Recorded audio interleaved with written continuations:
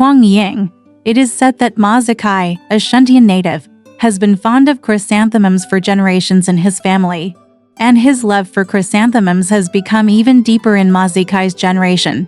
Whenever he hears that there is a good variety, he will definitely try to buy it, regardless of the distance. One day, a guest from Jinling stayed at his house and said that one of his cousins had 1 or 2 varieties of chrysanthemums that were not available in the north.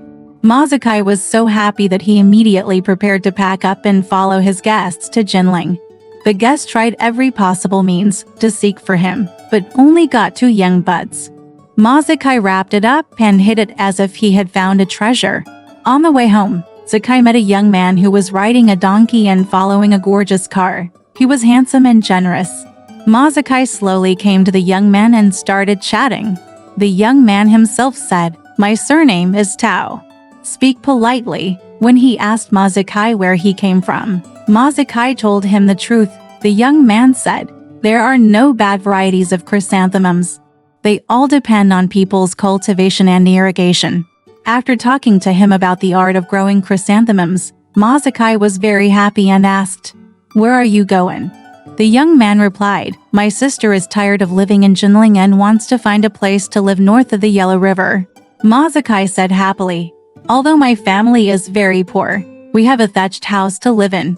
If you don't mind it being shabby, don't look for another place." Tao Sheng quickly walked to the car to discuss with his sister. The person in the car opened the curtain and spoke. It turned out to be a stunning beauty in her 20s. She looked at her brother and said, "It doesn't matter whether the house is good or bad, but the yard must be spacious." Ma Zikai hurriedly agreed for Tao Sheng, so the 3 of them went home together. There was a deserted garden to the south of Ma's house with only 3 or 4 small rooms. Tao Sheng took a fancy to it and settled there. "I go to the north courtyard every day and manage the chrysanthemums for Ma Zikai." Once he removed the withered chrysanthemums and replanted them, all the chrysanthemums were alive. Tao Sheng's family was poor, so he and Ma Zikai ate and drank together every day, but his family never seemed to have a fire to cook. Ma Zikai's wife, Lu, also liked Tao Sheng's sister very much and often gave them 1.5 liters of grain to support them. Tao Sheng's sister, whose nickname is Huang Ying, is very talkative and often goes to Lu's room to do needlework with her. One day, Tao Sheng said to Ma Zikai, "Your family's life is not rich to begin with, and adding our 2 mouths to drag you down. How can it be a long-term solution? For now, selling chrysanthemums is enough to make a living." Ma Zikai has always been upright. After hearing Tao Sheng's words, he said with disdain, "I thought you were a romantic scholar who could live in poverty. But today you said such a thing and used the place where chrysanthemums are grown as a market. That is an insult to chrysanthemums," Tao Sheng said with a smile. "Being self-reliant is not greedy, and selling flowers as a career is not vulgar.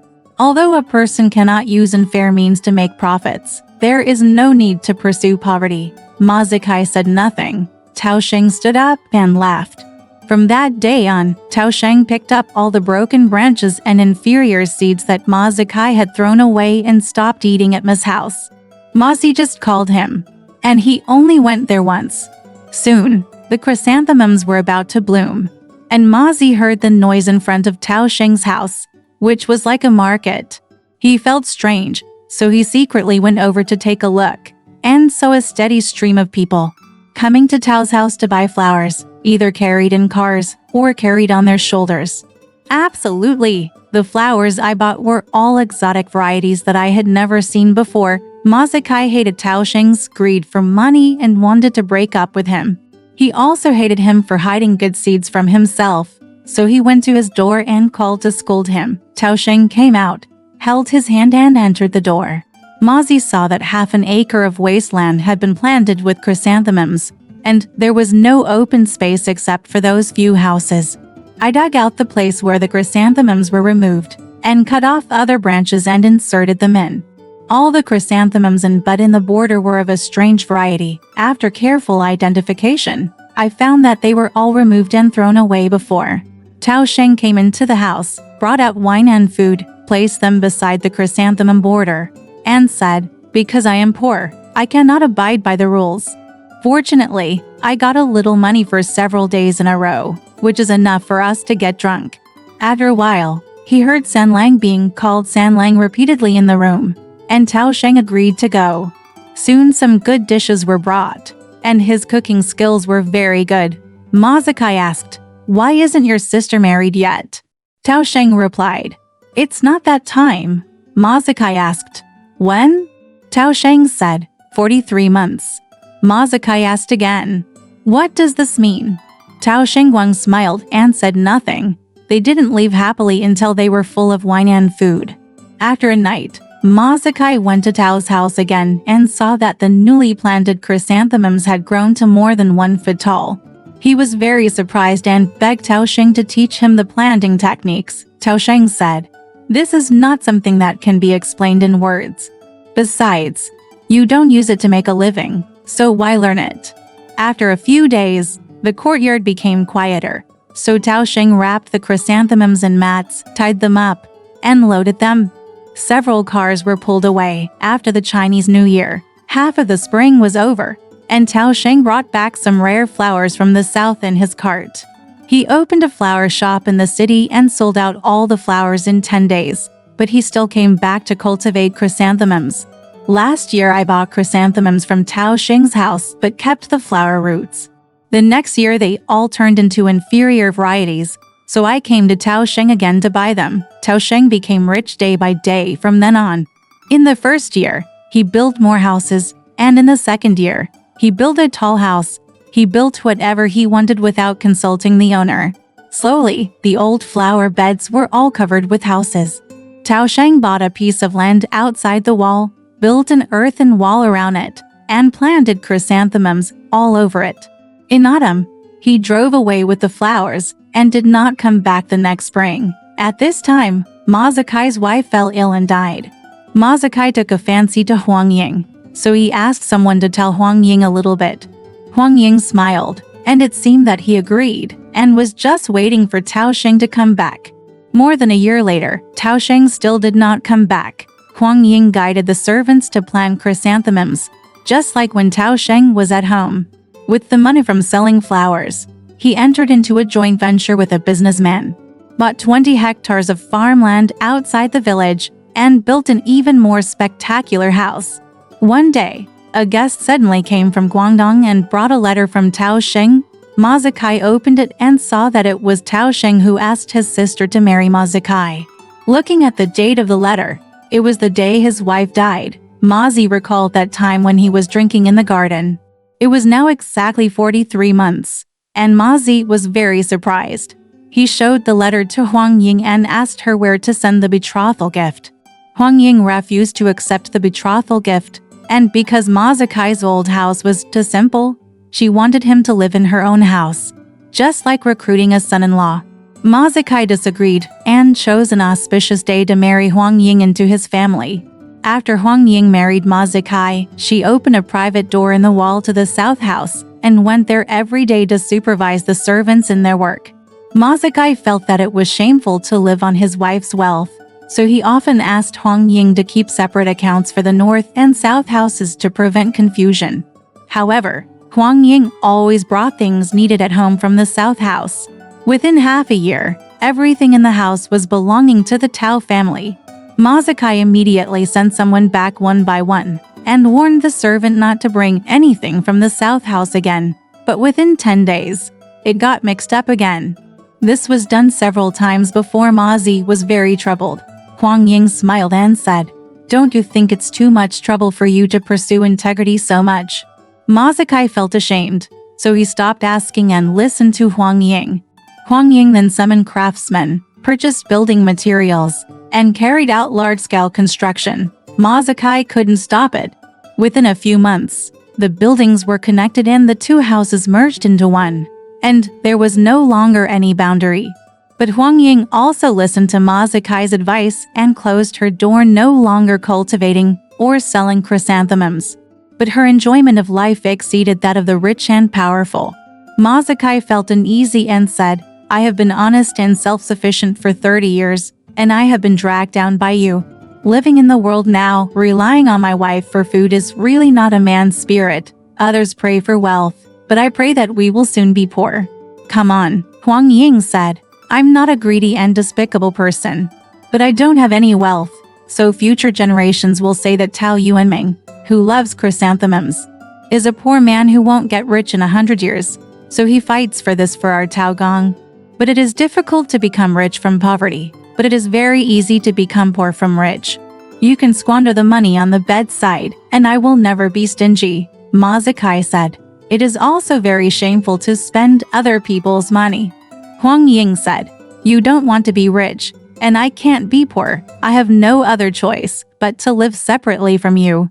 In this way, I will be noble and noble. If I am muddy, I will be muddy, and it will not harm anyone. So he built a thatched hut in the garden for Ma Zikai to live in, and chose a beautiful slave to serve him. Ma Zikai lived in peace of mind. But after a few days, I missed Huang Ying bitterly and asked someone to call her. She refused to come.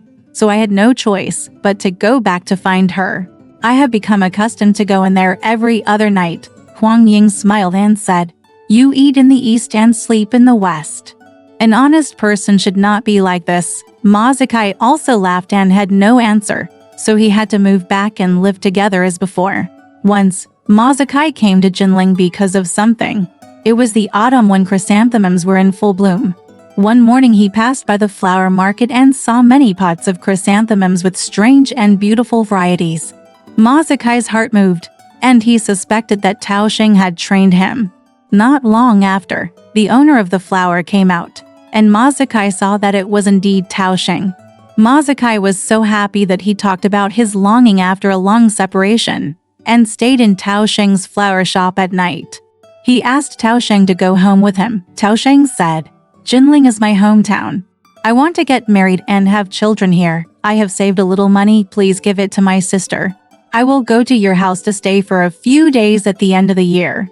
Ma Zikai refused to listen, and begged him hard to go back, and said, I am fortunate to be rich at home. I just want to sit back and enjoy the happiness at home, and there is no need to do business anymore. Having said that, Ma Zikai sat in the flower shop and asked his servants to discuss the prices of the flowers for Tao Xing and sell them at low prices. They were all sold out in a few days. He immediately forced Tao Xing to prepare his luggage and rented a boat to go north together. As soon as he entered the door, he saw that Huang Ying had already cleaned the house, and the beds and bedding were all ready, as if he knew in advance that his brother would come back. After Tao Xing came back, he put down his luggage and ordered his servants to repair the pavilion and garden. I only play chess and drink with my horse every day, and never make any friends. Ma Zikai wanted to find a wife for him, but Tao Xing refused. Huang Ying sent maids to serve him in his daily life. After 3 or 4 years, he gave birth to a girl.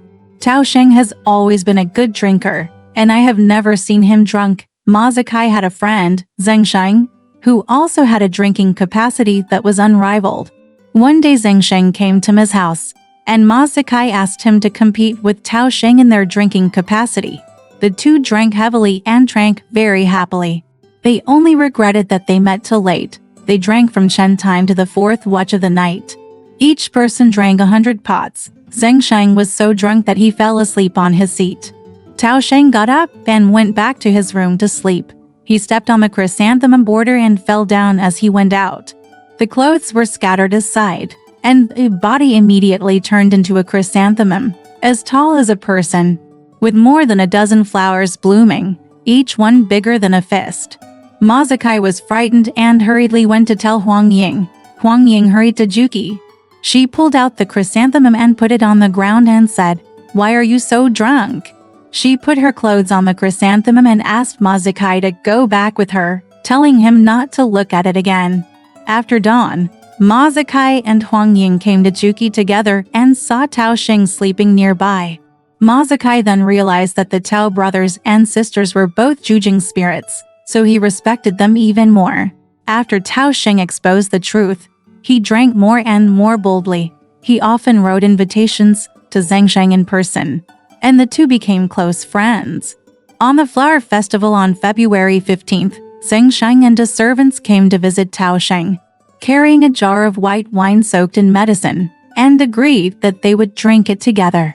The jar of wine was almost finished, and the two of them were still not very tipsy, so Mazakai secretly took another bottle of wine and poured it into the jar. After the two drank all the wine, Sheng was so drunk that he became unconscious, and the servants carried him back. Tao Sheng lay on the ground and turned into a chrysanthemum again. Mazakai didn't panic after seeing him many times, so he used Huang Ying's method to pull him out and stood by to observe his changes. After staying for a long time, Mazi became frightened when he saw that the flowers and leaves were getting more and more withered. And then he went to tell Huang Ying. Huang Ying was very surprised when she heard this and said, "You killed my brother." She hurriedly ran to see the chrysanthemum, but the roots were already withered. Huang Ying was so distraught that she pinched its stem, buried it in a basin, took it back to her room, and watered it every day. Mazakai was filled with regret and resentment. A few days later, I heard that Sheng was drunk to death. The flower stalks in the pot gradually sprouted, and the flowers bloomed in September. The branches are very short, and the flowers are pink. It smelled like wine and was named Zui Tao. Pour it with wine, and it will grow more lushly. Later, Tao Sheng's daughter grew up and married into an official family. Huang Ying never had anything unusual happen to her until she was old. Alright, this story has come to an end. If you liked it, please give it a thumbs up. Thank you.